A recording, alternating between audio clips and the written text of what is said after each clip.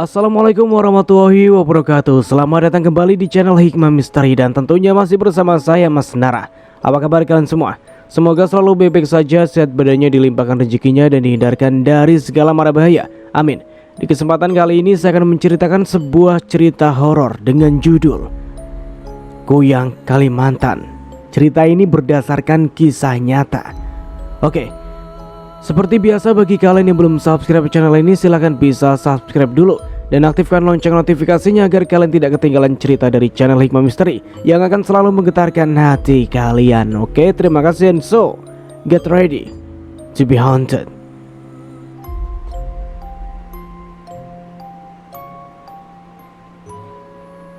Sudah tidak asing di telinga, ya, bahwa di Kalimantan itu masih ada banyak makhluk jadi-jadian yang diberi nama Kuyang.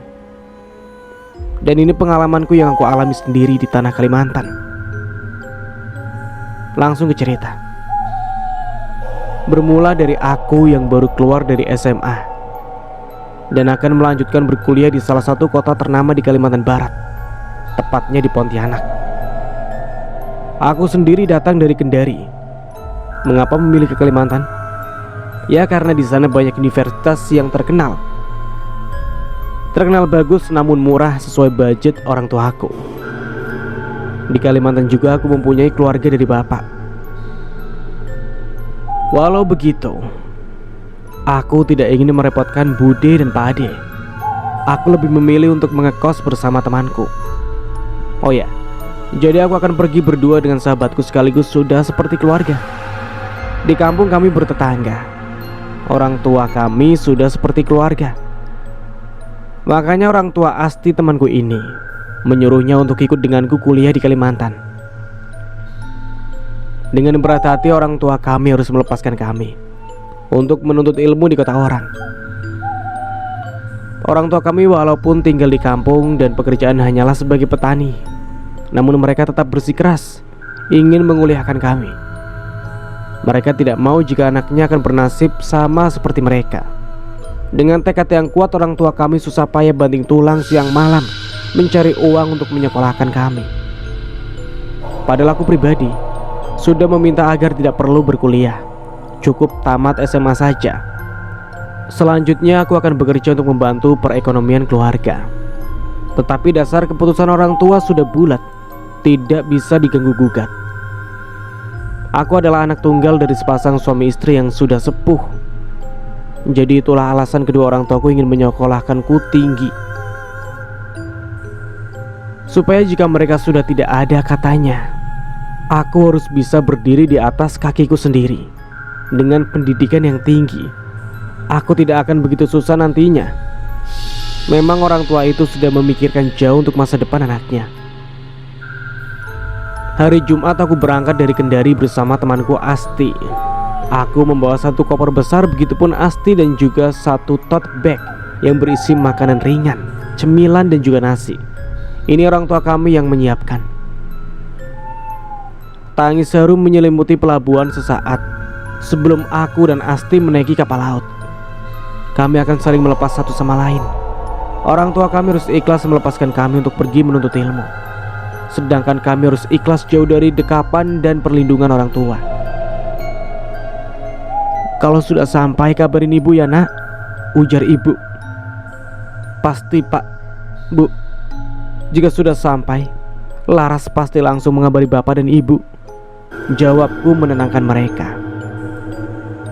Aku sengaja membelikan bapak dan ibuku HP sebelum berangkat. Tujuannya supaya kami bisa bertukar kabar, walau hanya HP jadul. Karena jika aku di rumah, orang tua aku tidak mau diberikan HP, walau aku paksa. Akhirnya aku dan Asti pun berangkat dengan menaiki kapal laut. Sebelumnya aku sudah daftar lewat pendaftaran online, jadi tenang, tidak akan takut telat datang atau daftar nanti. Aku sengaja berangkat dari Jumat karena estimasi jika memakai kapal laut itu kisaran 2-3 harian. Sedangkan hari Rabu adalah hari pertamaku di ospek. Aku dan Asti mulai menaiki kapal dan memberikan lambaian tangan terakhir untuk kedua orang tua kami. Sampai kapal kami sudah tidak terlihat dari permukaan. Aku dan Asti sudah jauh dari pelabuhan Kami saling menguatkan satu sama lain. Singkat cerita, pada hari Selasa pagi kami sudah sampai di pelabuhan di kota ini. Dan di sana sudah ada Bude dan Pak D yang akan menjemput kami. Bude dan Pak D jugalah yang mencarikan kami kosan. Jadi setelah dijemput, aku dan Asti langsung diantar ke rumah kos-kosan kami. 2 jam berlalu. Akhirnya aku dan Asti sudah sampai di kosan yang dimaksud Bude. Kami turun bersama Bude dan Pak D. Di sana sudah ada ibu kos yang menunggu. Karena tadi di mobil Bude sempat menelpon pemilik kosan ini untuk langsung melakukan pembayaran pertama untuk kosannya. Di sini cukup strategis sih. Walau posisinya di belakang mall yang masih banyak pohon-pohon rindang dan juga banyak pohon pisang dan singkong punya ibu kos. Sebelum membayar, aku dan Asti disuruh berkeliling kosan dulu. Katanya lihat-lihat dulu saja. Kalau cocok baru pembayaran. Oh iya, ternyata di sini kosannya seperti asrama. Kosan yang satu kamarnya ada beberapa ranjang. Jadi bukan satu kamar. Satu ranjang kita harus berbagi kamar dengan penghuni kos lainnya. Seperti yang saat ini ada di depanku. Di pintunya terdapat angka 02 yang mengartikan ini kamar nomor 2. Aku kasih tahu dan nanya sedikit ya. Jadi kosannya itu seperti lorong panjang di rumah sakit. Dan cuma ada 8 kamar yang saling berhadapan. Sedangkan rumah pemilik kos berada di depan jalan raya yang lumayan jauh jika dari kosan. Tapi jika kita mau keluar pasti akan melewati rumah pemilik kos.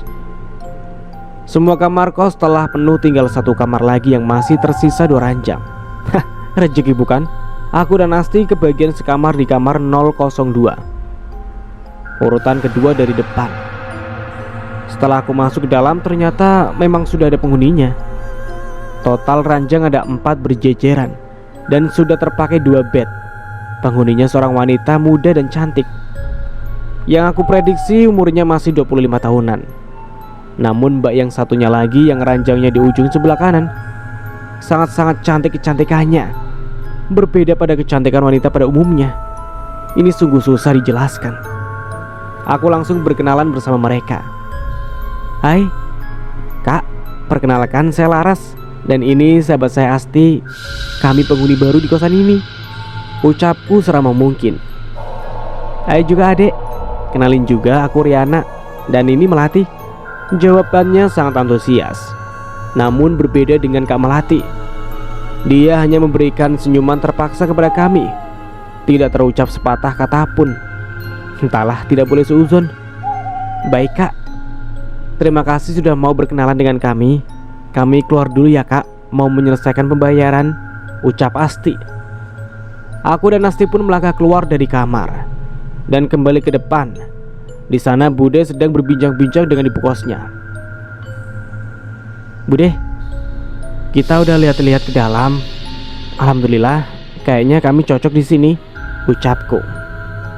Ya wes, kalau cocok silakan dibayar dulu ya ke ibu kosnya. Berapa Bu untuk berdua? Tanya Bude ke pemilik kos. Untuk berdua 800.000 ya Bu, adik-adik. Jadi satu orangnya 400.000, jawab pemilik kos. Bisa dibilang murah sih dengan harga segitu di tempat strategis seperti ini. Dan mungkin juga murah karena di sini kosannya satu kamar 4 orang. Ya seperti asrama, bukan satu kamar untuk satu penghuni. Akhirnya aku dan Astuti membayar dengan mengeluarkan uang masing-masing sebanyak 400.000. Padahal kita dikasih uangnya 700.000 untuk kosan. Karena takutnya mahal, namanya juga di kota. Alhamdulillahnya ternyata murah. Jadi sisanya bisa untuk tambah bekal kita. Setelah melakukan pembayaran, Bude, Pak D serta ibu kos pamit untuk pulang karena sudah selesai semua. Dok, Bude sama Pak D pulang ya. Kalau ada apa-apa kabarin kami. Kalau libur sesekali main ke sana ya, tutur budeku sambil memelukku lalu pergi meninggalkan kami. Iya Bude, Pak D, hati-hati di jalan. Ayo Ras, masuk ke dalam. Tapi bentar, kok penghuni lain pada gak ada ya Ras? Apa pada kerja ini? Ini kan hari Selasa ya? Tanya Asti. Loh, iya ya. Tapi kamu tadi sadar gak sih As, kalau Kak Melati sinis banget sama kita? Tanya aku. Iya Ras, aku juga sadar. Kenapa ya? Aku dan Asti saling pandang cukup lama. Ya udah yuk, masuk aja dulu, nggak usah dipikirin. Mungkin memang orangnya cuek. Udah hampir maghrib, juga pengen istirahat aku. Ajakku. Kak, kasur kita sebelah mana ya? Kalau boleh tahu. Tanya Asti ke Kak Riana. Kasur kalian nomor 01 sama 02 ya, sautnya Rama. Baik Kak, terima kasih. Boleh kami istirahat duluan? Silakan deh, istirahat aja dulu, pasti kalian capek, jawab Kak Riana. Sedangkan Kak Melati tidak peduli sama sekali. Dia anteng memainkan ponselnya di ranjang 004. Saat aku melihat jam, ternyata sudah jam 7 malam. Karena aku dan Asti benar-benar capek, akhirnya kami tertidur di ranjang masing-masing. Aku memilih di ranjang 01 dekat tembok. Pukul 1 malam aku terbangun dikala sudah tidak bisa menahan rasa ingin kencing. Perutku juga lapar, karena dari pagi sampai sekarang aku belum makan apapun. Aku mencoba bangun walau sangat mager. Namun baru saja aku membuka selimut yang menutupi seluruh badanku. Aku malah salah fokus kepada Kak Melati yang sedang duduk di ranjangnya dengan posisi membelakangi. Aku mengabaikannya dan berlalu untuk ke kamar mandi yang ada di dalam kamar. Enak sih walau sekamar berempat, tapi sudah ada dapur dan kamar mandi di dalam dengan harga 400.000. 5 menit berlalu, aku kembali ke ranjang. Namun pandanganku masih tertuju pada posisi Kak Melati. Dia tidak bergerak ataupun bersuara. Aku lihat juga tangannya tidak menggenggam apapun. Rambutnya yang indah dan tergerai hitam panjang ke belakang malah membuat bulu kuduku meremang. Kenapa juga dia memakai daster putih malam-malam kayak gini lagi, dan menggerakkan rambut panjangnya? Apakah dia ngelindur ya? Tapi aku juga tidak mau ikut campur urusan orang. Takutnya saat aku sapa, orangnya tidak suka dan merasa terganggu. Aku memilih merebahkan diri lagi ke ranjang. Kulihat Asti dan Kak Riana tertidur dengan pulasnya, sedangkan aku jadi susah untuk tertidur kembali jika sudah terbangun. Perut lapar membuatku makin susah untuk tertidur kembali. Mau makan tidak ada nasi. Beli kemana juga jam segini. Cemilan ada sih, tapi aku tidak nafsu maunya nasi. Supaya ngantuk menghampiri lagi, aku menutup seluruh tubuhku dengan selimut, termasuk kepalaku juga. Lama-lama pasti aku akan mengantuk dan tertidur. Namun sudah 10 menit aku bertahan di dalam selimut, tapi belum ada tanda-tanda aku mengantuk. Malah dalam remang-remang cahaya kamar yang terlihat dari dalam selimut, aku melihat Kak Melati mematikan lampu kamar. Lalu dia menyalakan lampu belajar Kak Riana yang disimpan di atas lemari Kak Riana. Aneh sih, tapi ya sudahlah. Aku kan masih baru di sini, belum tahu kebiasaan-kebiasaan orang-orang di sini. 10 menit berlalu, baru saja aku akan terlelap, malah terbangun lagi. Aku mendengar ada orang yang sedang komat-kamit membaca sesuatu seperti mantra. Aku memejamkan pendengaranku dengan rasa penasaran yang bergemuruh. Aku mencoba mengintip dari balik selimut yang aku buka sedikit celah untuk melihat ke penjuru ruangan, dan dek, hampir saja aku berteriak saat kulihat Kak Melati sedang menatap ke arah ranjangku dengan mulut yang komat-kamit. Apa aku ketahuan? Aku langsung menutup kembali selimut. Dadaku bergemuruh, bahkan nafas pun memburu. Bagaimana jika Kak Melati mendatangiku dan mengetahuiku bahwa aku mengintip aktivitas anehnya itu? Namun 5 menit, 10 menit, dia tidak sama sekali mendekatiku. Aku bernafas lega. Mungkin tadi hanya perasaanku saja. Dengan rasa penasaran yang masih kuat, aku kembali membuka celah selimut. Dan aku melihat Kak Mel masih dengan posisi yang sama, dengan mulut yang masih bergumam. Sekian lama aku memperhatikannya dengan badan yang sudah bercucuran keringat dingin, hingga akhirnya badan Kak Mel kejang-kejang layaknya step. Aku panik dan ingin membantu, namun kalah dengan rasa takutku. Akhirnya aku hanya menyaksikan kejanggalan itu sampai akhirnya terdengar suara krek seperti tulang yang patah. Dan aku dibuat semakin syok saat mataku melihat kepala Kak Mel yang terlepas dari badannya. Lebih tepatnya hanya kepala dan jeroan yang keluar dari leher Kak Mel. Sedangkan badan Kak Mel menyender di dinding sebelah ranjang. Dan kepala serta ususnya melayang-layang di udara, layaknya sebuah kupu-kupu. Wajahnya yang semula sangat cantik berubah menyeramkan, walau masih tetap bisa dikenali. Matanya berubah menjadi merah dan bercahaya. Dari mulutnya terus-terusan mengeluarkan tetesan cairan hitam pekat. Spontan perutku seakan diaduk, mual, ingin muntah, yang saat ini aku rasakan. Namun aku harus menahannya atas nyawa taruhannya. Bagaimana bisa aku kenal dengan sosok itu, bahkan dengan makhluk jadi-jadian yang sering diobrolkan orang-orang di kampungku. Ya apalagi kalau bukan Kuyang. Aku masih tidak percaya dengan apa yang aku lihat barusan. Hampir saja aku kelepasan berteriak. Untungnya tanganku dengan sigap membekap mulutku sendiri. Keringat semakin tak beraturan, ritme jantungku semakin kencang, dan nafasku yang semakin berisik. Takutnya saja jika dia menyadarinya. Dan benar saja, hal yang tidak aku inginkan terjadi juga. Sepertinya dia mendengar suara nafasku yang seperti orang habis keliling kompleks sebanyak 10 kali. Aku benar-benar kaget saat dia membalikkan badannya ke arahku. Sosoknya sangat amat menyeramkan dari sosok hantu lainnya. Apakah riwayatku akan tamat di sini, Tuhan? Dia melayang menghampiri ranjangku. Aku dengan sekuat tenaga menetralkan nafasku dan membekap mulutku agar tidak keluar suara. Lalu aku pura-pura tidur semampuku berakting. Urusan nanti jika ketahuan. Yang penting aku sudah berusaha. Dari dalam selimut, aku bisa melihat pergerakannya yang semakin mendekatiku. Bahkan suara jantungku saja ini terdengar begitu jelas. Ya Allah, selamatkan hambamu ini.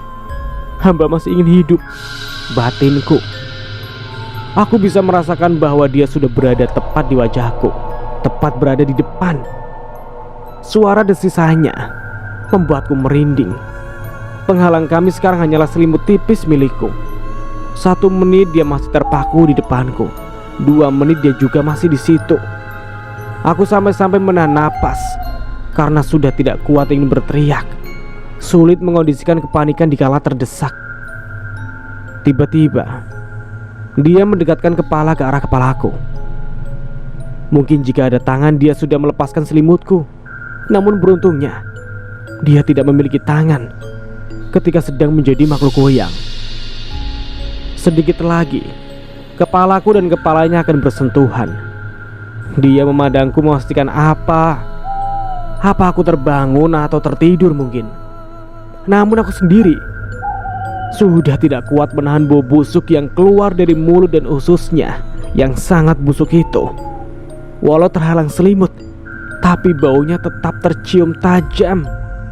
Sampai akhirnya aku lihat dia menjauhiku, lalu pergi melesat, menerobos ventilasi.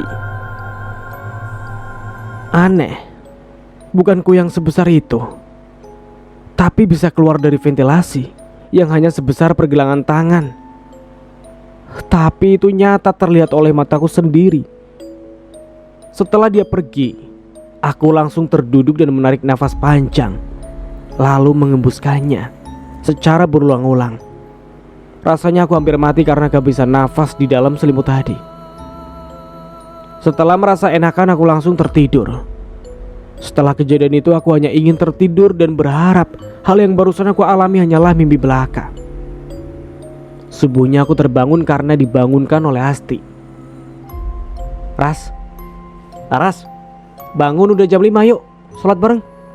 Titahnya sambil menggoyang-goyangkan badanku dan berhasil membuatku terbangun. Namun saat aku terbangun yang aku ingat hanya kejadian semalam. Apa semalam itu nyata atau hanya mimpi? Gumamku dengan pelan. Iya As, ini aku udah bangun, sautku yang tiba-tiba gugup, sedikit ngantuk melihat keberadaan Kak Melati. Aku meneguk air liur dengan susah payah. Setelah mengambil wudhu, aku dan Asti sholat berjamaah. Namun yang membuatku aneh, sesaat aku dan Asti akan sholat, tiba-tiba Kak Melati langsung memakai earphone. Padahal dari tadi tidak kok. Aku jadi curiga bahwa yang semalaman aku alami bukan sekedar mimpi. Mau sholat berjamaah Kak? Tanyaku kepada Kak Mel dan Kak Riana. Tidak dek, kakak sedang halangan, jawabnya setelah Kak Riana berucap seperti itu. Tiba-tiba mata Kak Mel menatap Kak Riana dengan tatapan liarnya. Kak Mel mau bareng sama kita? Tanya Asti padanya. Enggak, jawabnya singkat. Aku dan Asti langsung memulai sholat karena sudah jam 5:10. Kami sholat bersebelahan, tidak ada imam atau makmum. Kami sholat masing-masing namun barengan. Selesai sholat, aku dan Asti memutuskan akan membeli sarapan. Karena di depan jalan sana ada banyak pedagang, penjual berbagai macam sarapan yang buka lapaknya hanya di pagi hari saja. Menumpang di depan ruko-ruko milik orang lain. Jam 8 saja sudah sepi. Kak Ariana atau Kak Mel mau nitip? Kami mau keluar cari sarapan, tawarku. Kakak ikut aja deh, lebih enak makan di tempat soalnya. Tunggu ya, kakak pakai hijab dulu, seru Kak Ria. Kamu mau ikut gak Mel? Atau mau nitip gitu? Tanya Kak Ariana kepada Kak Mel. Enggak, makasih, jawab Kak Mel dingin. Orang satu itu memang aneh, dibaikin malah seperti itu. Cocoknya dia mengontrak sendiri. Pukul 6, akhirnya kami bertiga berangkat. Karena belum tahu pemukiman dan jalan di sini, aku dan Asti hanya membuntuti Kak Ria. Beliau juga memberitahu beberapa info tentang tempat-tempat di sini. Seperti katanya, ada kosan lain di sini. Ada juga pemukiman warga di belakang kosan, namun agak jauh. Dan masih banyak lagi. Sedangkan kosan yang lain pun pemiliknya sama ibu kos pemilik kosan kami. Ternyata kalau pagi di sini ramai banget. Semua penghuni kos pada warawiri di luar. Ada yang mau ngampus, ada yang mau kerja. Begitupun di luar, banyak kendaraan sepeda motor yang keluar masuk karena banyak kos lain juga di sini. Tadi juga aku menyapa sebagian dari mereka yang berada di luar kosan kami. Mereka nampak sangat antusias dengan kedatangan kami. Dan mereka juga kebanyakan seusia aku dan Asti, masih muda-muda.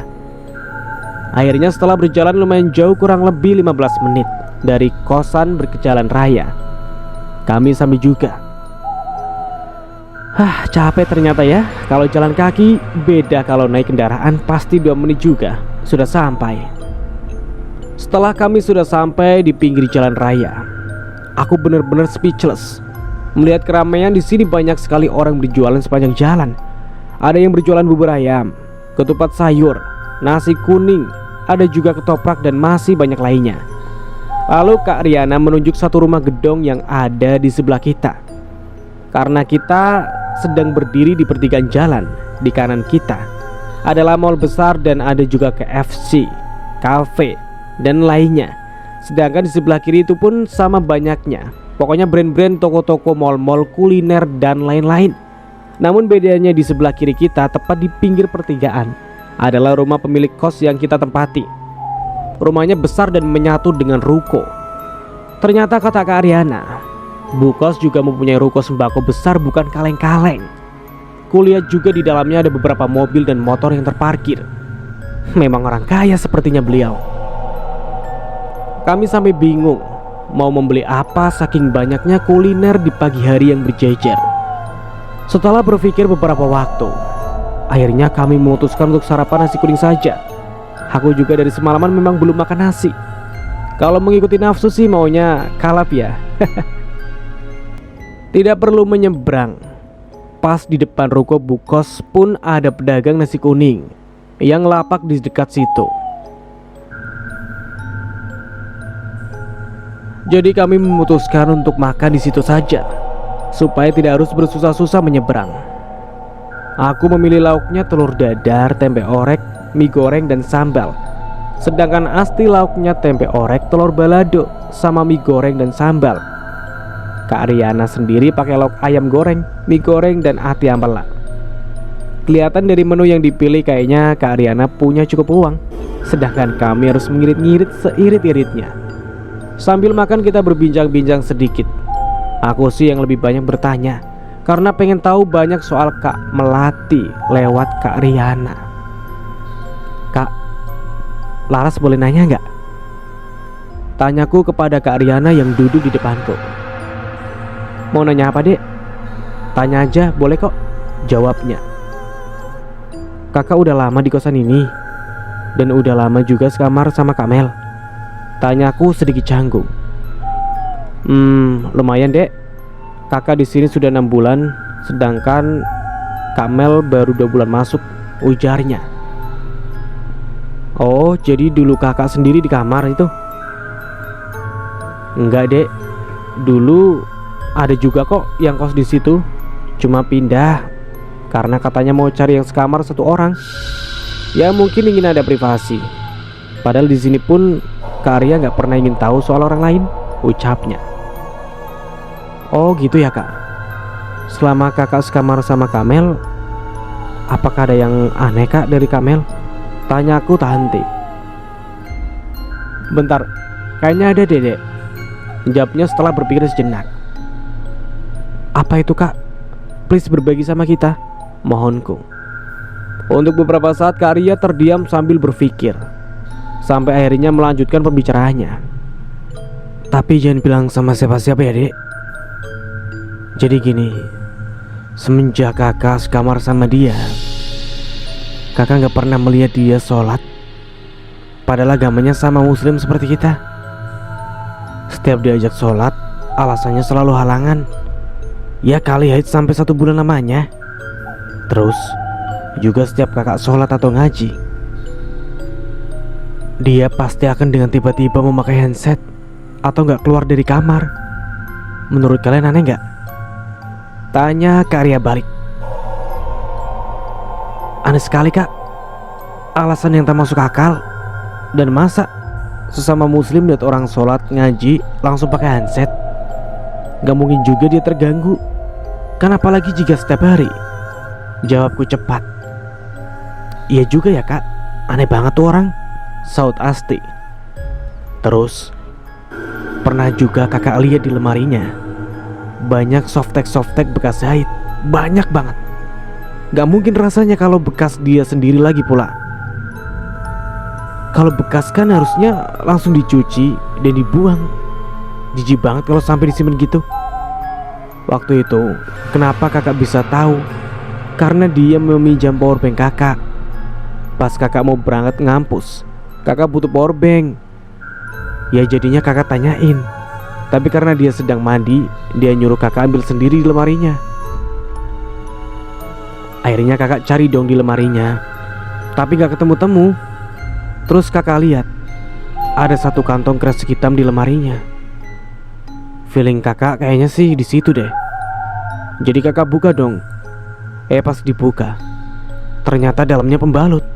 Bekas darahnya dari yang masih basah sampai yang sudah mengering pun ada loh. Saat itu juga kakak langsung menyimpannya kembali karena gak kuat bau anyir dan pengen muntah. Lanjutnya lagi, aku dan Asti hanya mendengarkan dengan seksama. Hah? Serius, Kak? Kok jijik banget ya? Aku jadi pengen muntah juga dengernya.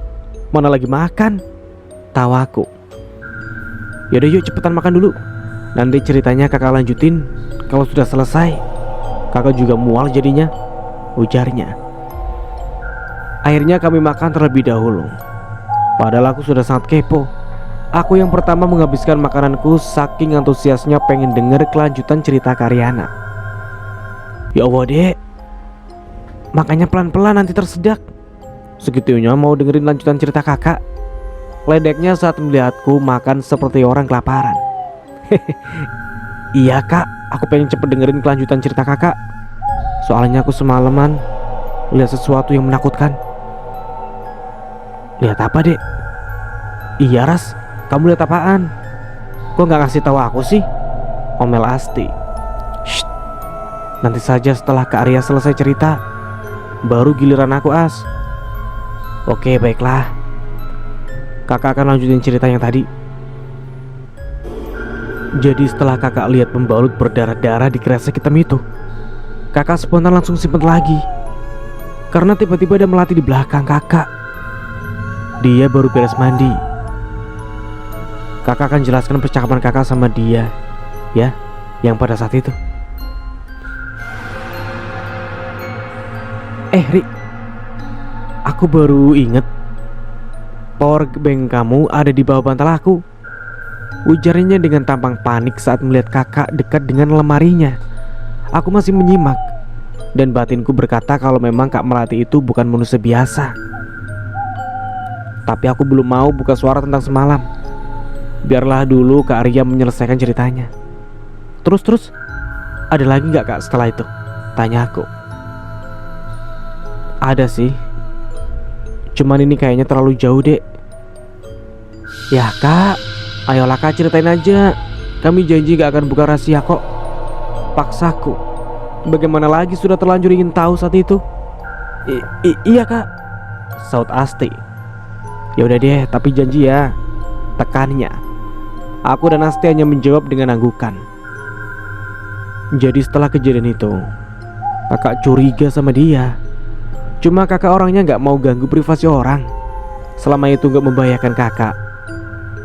Tapi jauh di lubuk hati kakak yang paling dalam, kakak pun menyimpan rasa penasaran yang besar, ujarnya.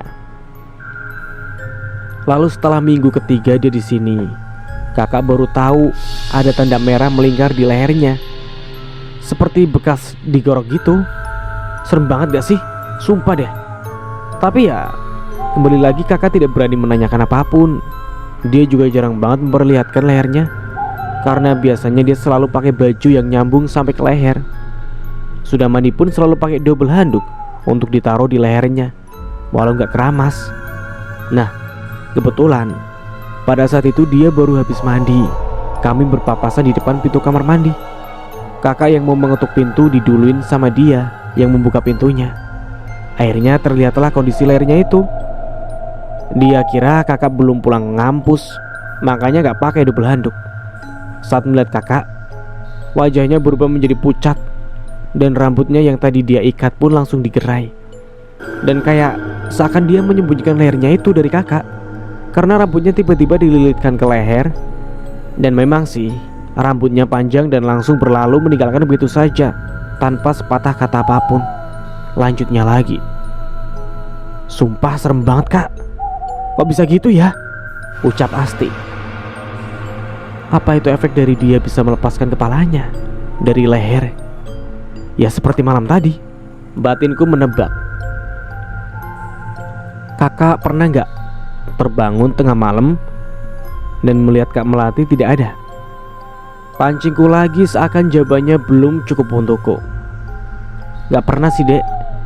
Kalau bangun tengah malam, ya gak pernah iya. Karena kakak tidurnya sih memang malam. Jadi jam 12 itu kakak baru tidur. Paling bangun subuh. Cuma waktu itu pernah kakak kebelet jam 3 pagi. Pas kakak bangun, kakak lihat Melati sedang duduk di bawah ranjangnya. Dan pas menghadap ke kakak, kakak shock waktu melihat di area bibirnya banyak bekas darah belepotan. Dia yang refleks melihat kakak pun langsung menyeka darah di bibirnya. Dan dia bilang itu bekas lipstick. Dia habis belajar make up. Masuk akal gak? Jam 3 pagi dia belajar make up. Lagian kalaupun belajar make up, dia kan tahu tata letak pemakaian lipstick di mana. Sebego-begonya orang pasti tahu kok lipstick itu buat di bibir. Kakak tahu itu tuh darah, cuma dia ngeles saja. Tapi karena kakak udah gak kuat kebelet, akhirnya kakak langsung pergi ke kamar mandi. Dan saat balik lagi dia udah tidur di ranjangnya. Ya entah pura-pura tidur atau beneran. Itu sih Dek yang paling fatal buat kakak, karena bau anyirnya juga sampai ke ranjang kakak. Mana ada lipstick yang bau anyir. Ya tapi masih kakak diemin. Ya bingung juga harus ngapain. Mau diapain coba? Oh gitu Kak, kita kayaknya harus jadi pengintai deh, agar semuanya jelas dan terjawab. Tapi ngomong-ngomong, kakak tahu seputar kuyang tidak sih? Karena kan Kalimantan itu memang tersohor akan kuyangnya. Kalau soal kuyang sih sedikit banyaknya kakak tahu. Kuyang itu sejatinya adalah manusia seperti kita. Namun mereka bersekutu dengan setan untuk meminta hal-hal tertentu.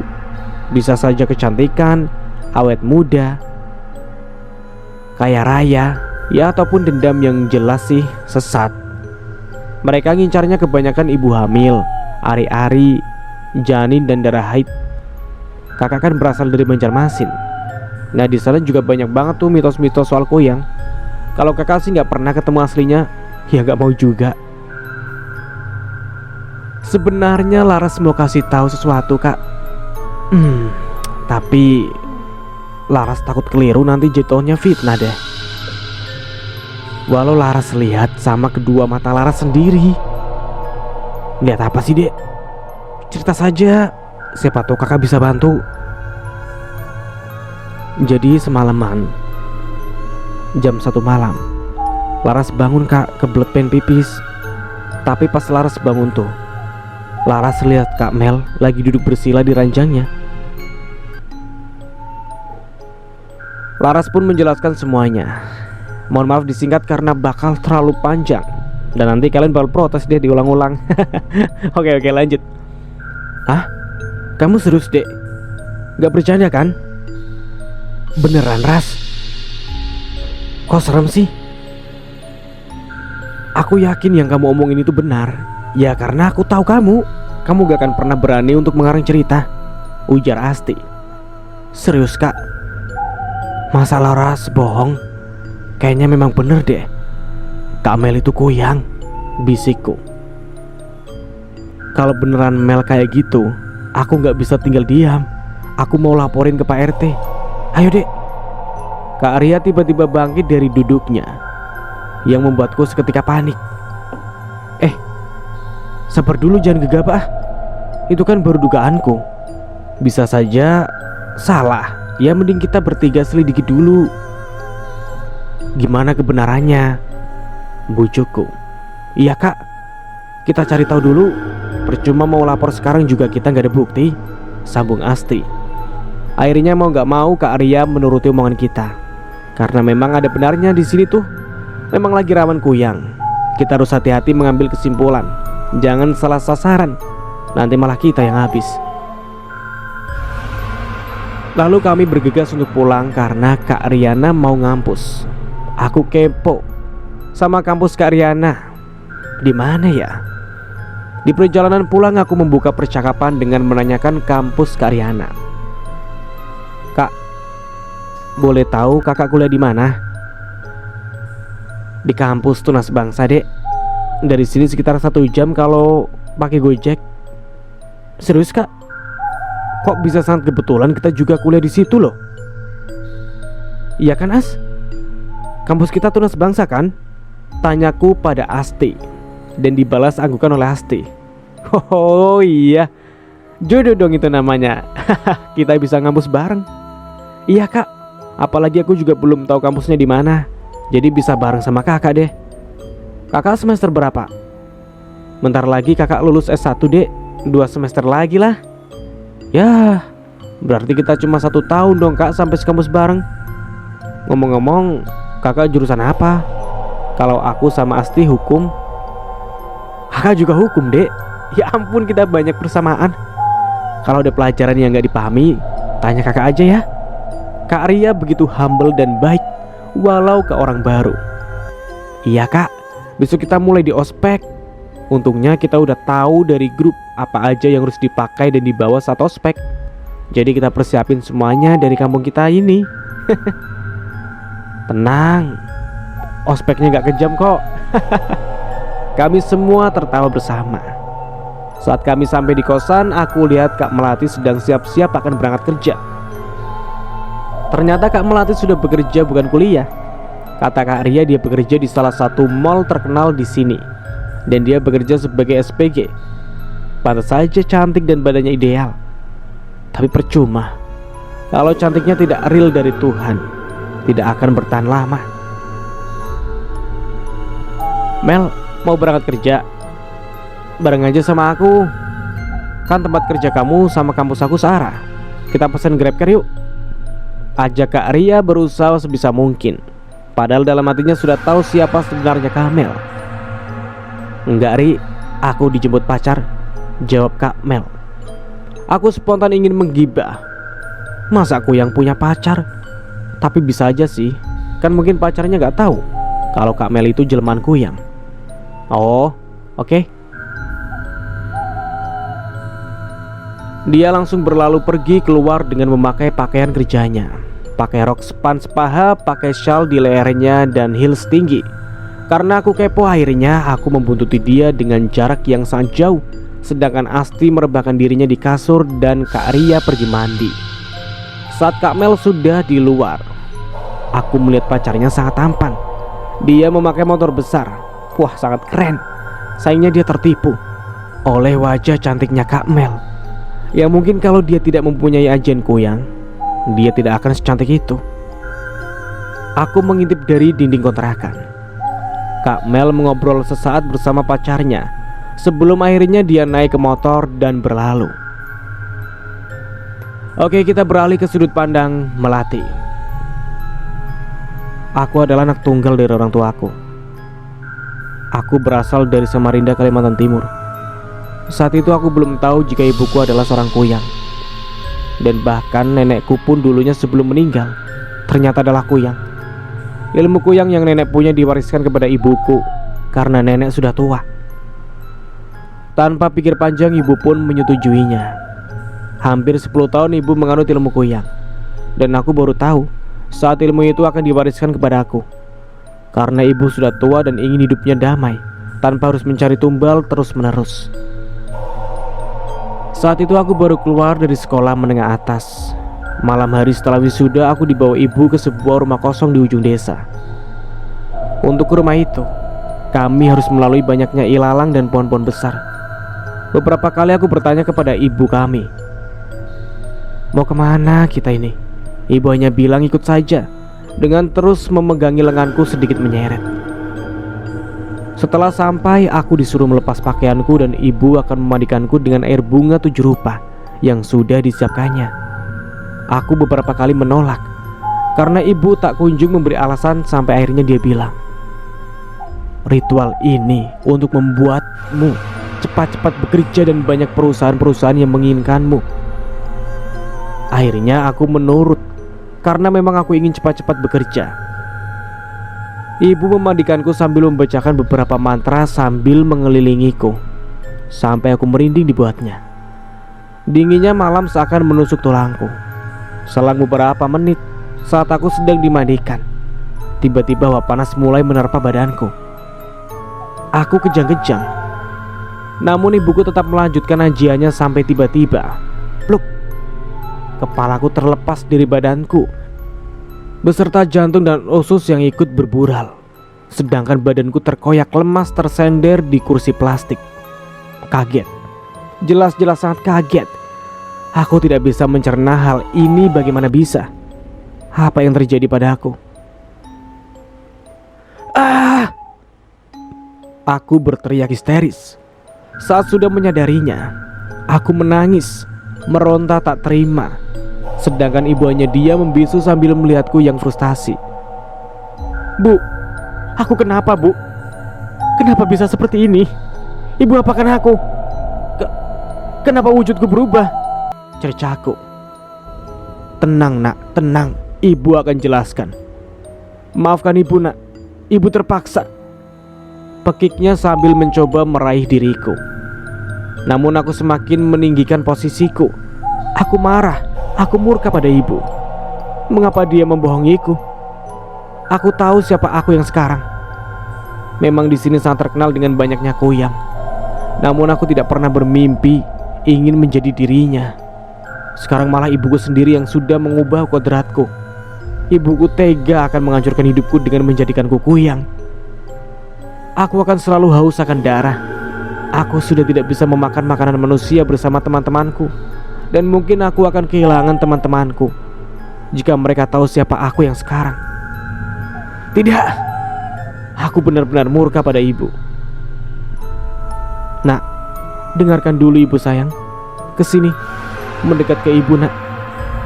Ibu terpaksa menjadikanmu kuyang agar ibu bisa mati dengan tenang. Ibu sudah tidak bisa menjalankan tuntutan seorang kuyang. Ibu sudah tua, nak. Walau wajah ibu masih kelihatan segar dan awet muda, itu semua karena efek dari menjadi kuyang. Jika ibu sudah melepaskan ajian itu, ibu akan kembali ke rupa ibu. Ibu akan menjadi manusia normal. Atau mungkin setelah ini ibu akan mati. Tolong mengerti, nak, ujar ibuku disertai dengan isakan. Bukan menjawab, tapi aku memilih langsung pergi terbang begitu jauh dan tinggi. Aku mungkin akan menjadi gila setelah ini, tapi aku tidak mau mendengar alasan ibu.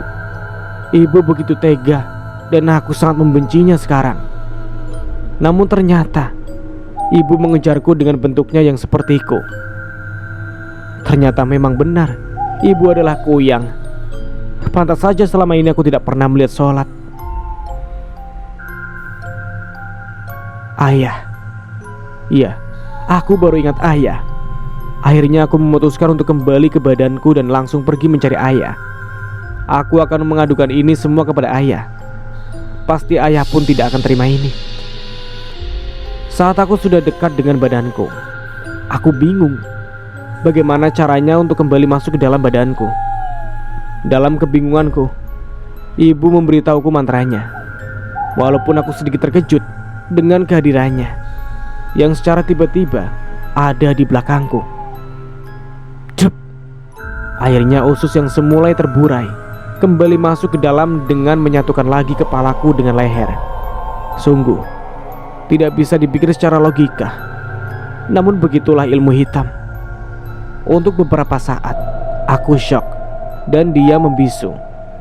Sedangkan ibu juga sedang melafalkan mantra untuk bisa kembali ke badannya. Tanpa ingin menunggunya sama sekali, aku langsung berlari gontai meninggalkan ibu.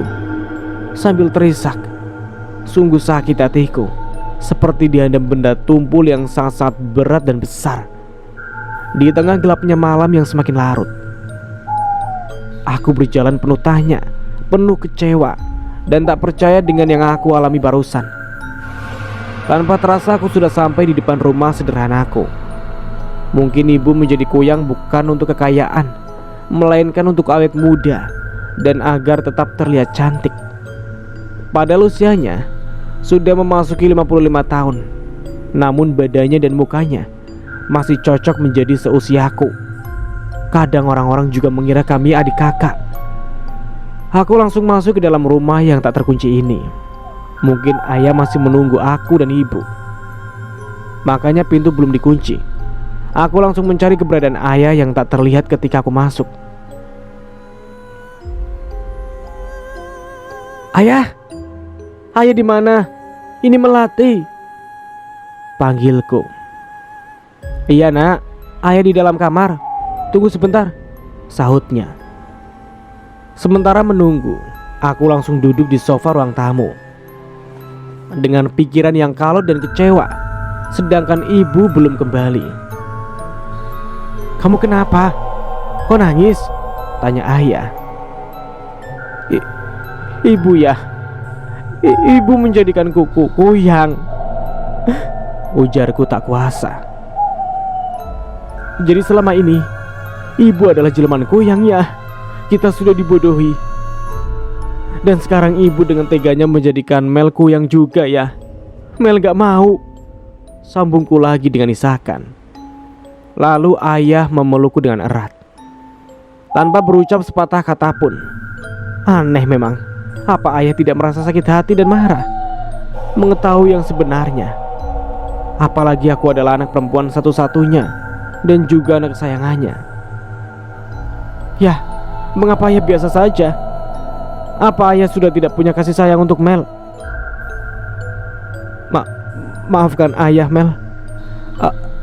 Ayah, tuturnya gelagapan.